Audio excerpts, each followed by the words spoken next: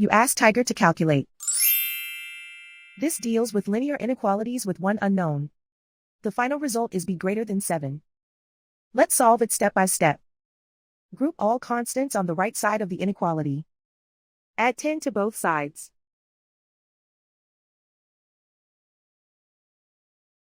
Simplify the arithmetic.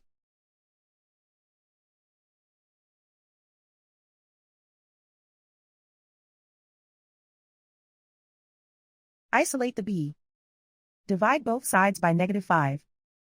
Whenever you multiply or divide by a negative, reverse the inequality sign.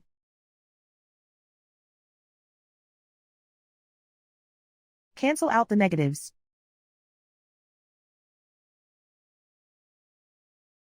Simplify the fraction.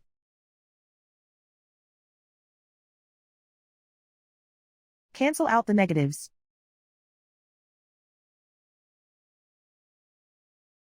Find the greatest common factor of the numerator and denominator.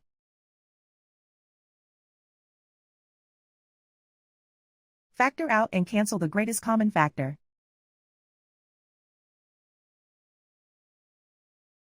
Plot the solution on a coordinate grid. And so the final result is b greater than 7.